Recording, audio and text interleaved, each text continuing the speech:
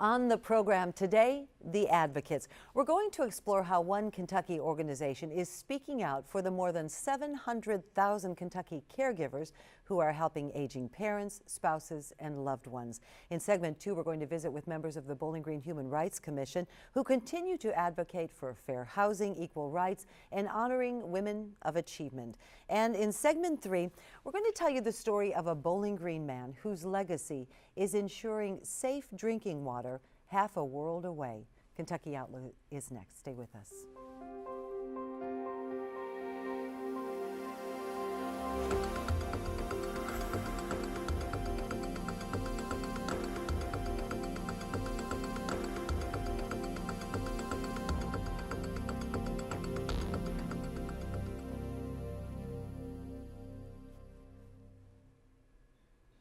Hello and welcome to this week's edition of Kentucky Outlook. I'm your host, Barbara Deeb. You know, AARP is synonymous with issues related to people aged 50 plus. The nonprofit, nonpartisan membership organization for 50 plus. Their mission this year is to enhance the quality of life for all of us as we age.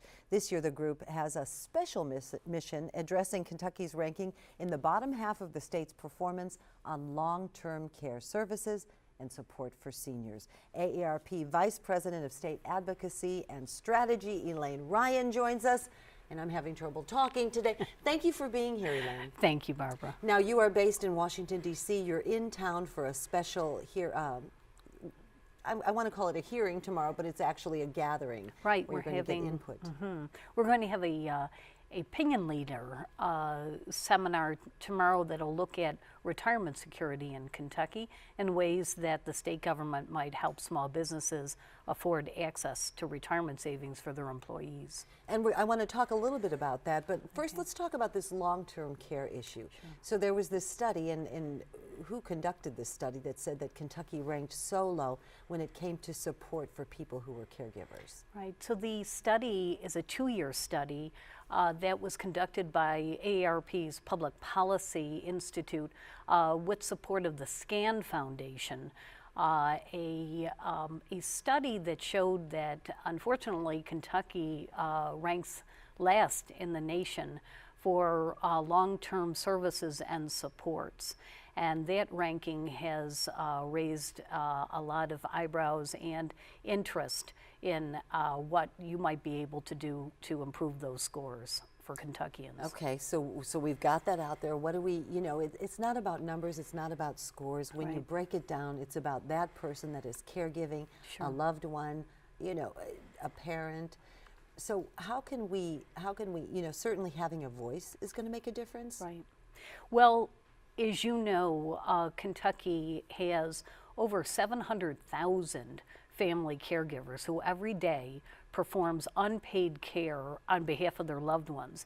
And we calculated that if you paid them a salary for what they do every day, it would cost $7.1 billion. That's a big fat B. That's a big B. So a few simple changes can make a big difference in the lives of family caregivers.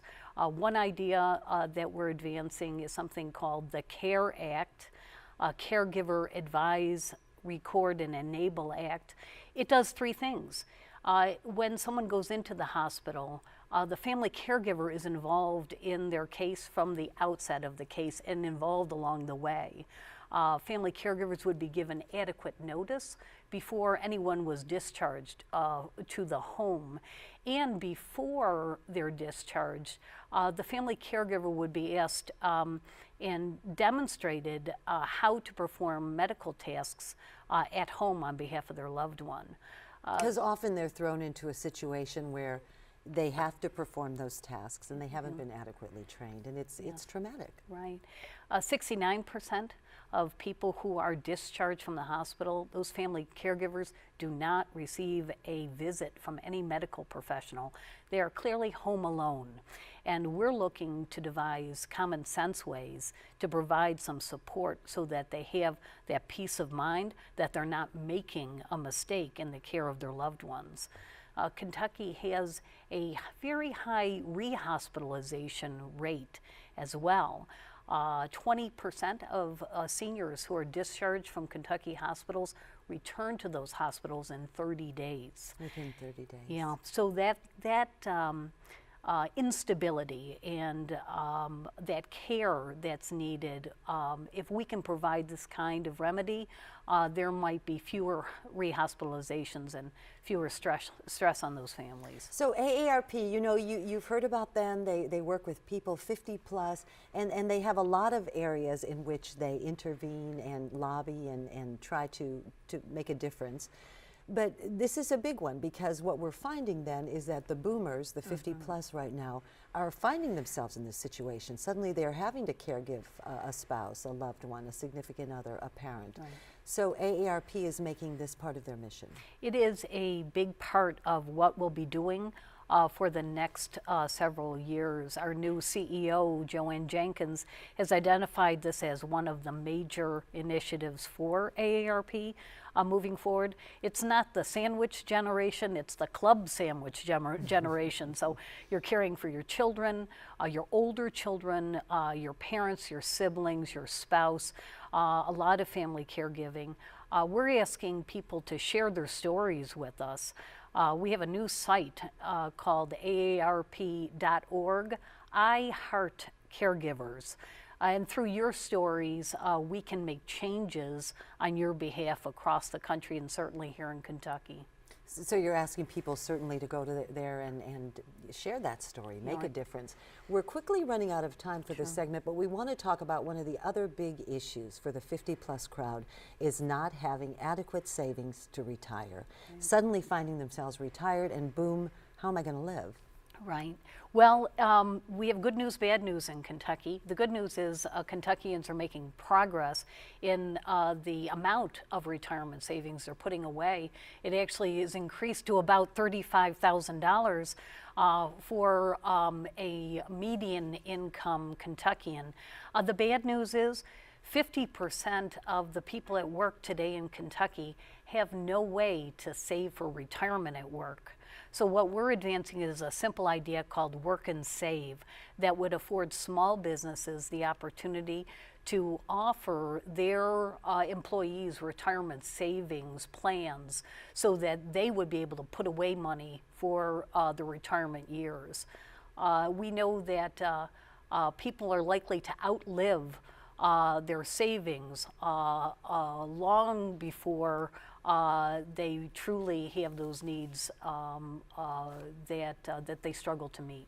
Well, the big question, I'm sure a lot of our viewers are asking this question is it too late? When, you know, I mean, if you want to start saving today? It's never too late to save. And in fact, some have said that we have a new word for retirement. It's called work.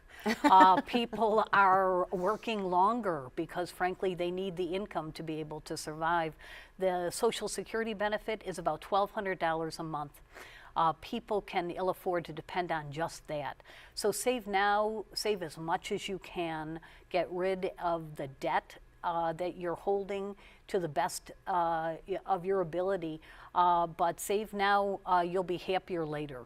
And we'll leave it at that. Come back and visit us again. Okay, well, thank you so much. See the progress that we've made. We've been talking with Elaine Ryan, who is the Vice President for Advocacy and Strategy with AARP. And when we come back, we're going to talk with those who advocate on behalf of victims of discrimination. Kentucky Outlook continues. Stay with us.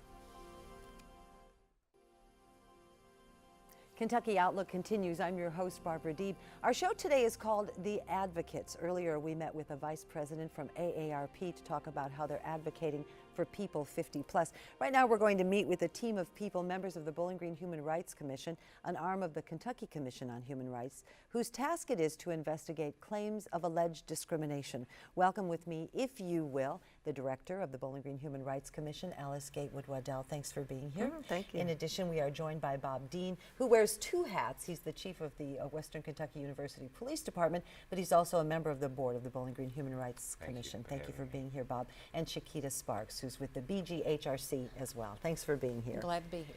Well, now let's talk a little bit about what you are tasked with as the Human Rights Commission. What is that task?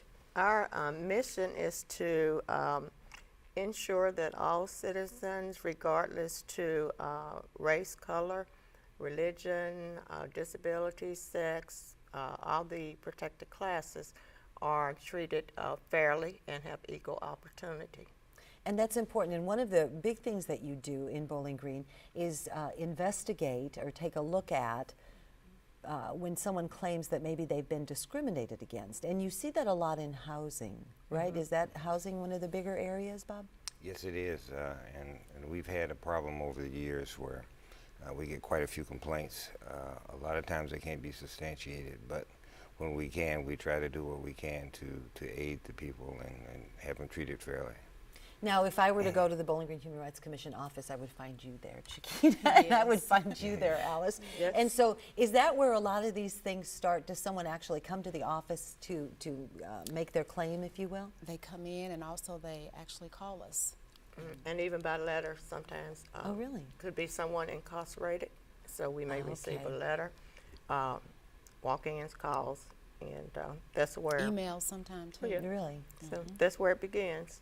So And let's take it to the beginning. So someone comes to you, Chiquita calls you up on the phone and says, I have a problem, I have a complaint. So we actually go through the process of intaking, get all the information that we need from them as far as their name and who discriminated against them, and what steps we need to do as far as trying to, sometimes we remedy the complaint through the office. Better yet, sometimes we send it to Louisville. Kentucky Commission is where all the complaints go to anyway. So we try to remedy there. So sometimes you can actually take care of it at the local level. You don't have to, but you're saying all are documented in Kentucky at the Commission on Human Rights. Bobby, you said something a minute ago, that substantiating these claims of discrimination, that it's difficult to do, especially with housing. Why is that? Well, some people feel that some of the legal things that you do to them or cause them to have to do are illegal when actually, in fact, they are not. It's some of the rights of the landlords and people like that. But again, we have to shift through that to make sure that one is not being mixed up with the other and that we have legitimate complaints. in housing, we don't have a unified landlord-tenant act in Kentucky, so that's something that is being looked at again, and I think it's really good for the tenant and the landlord as well. So we're looking more into, this has been in effect at least 7 years. So looking at it again to see if we can perhaps get an ordinance in Bowling Green or adopt an ordinance, so it would be on the books. So, and then that way, is it ignorance of the law? You know this as a former police officer and now police chief, that, when people, like you say, they come forward with these claims that they think they're being discriminated against in housing, but maybe they just didn't know the law. True, and they get stories from friends and relatives and other people that have had experiences, and they tend to believe it. And so they come in with a complaint that's really not valid. And so we have to let them know that we're here to help you, but this is okay. This is as they far can do as we this. can go. Yeah, right. Which is the next question. So someone comes to you with a claim of discrimination, okay? And you send it off to Louisville's to let them know that this is, that there's been a complaint filed. And then you start researching and you do the homework. What kind of arms or what kind of powers do you have once you've investigated it? Do you have the power of law? Well, it depends on the outcome.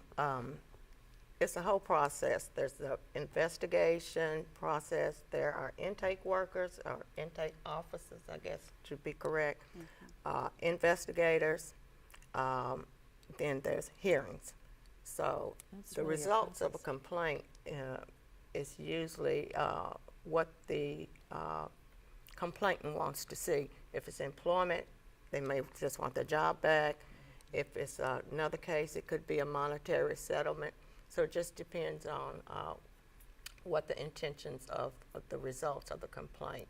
That makes sense. That would makes be. sense. So we talked a lot about housing and how that's one of the bigger issues in the Bowling Green area when it comes to claims of discrimination.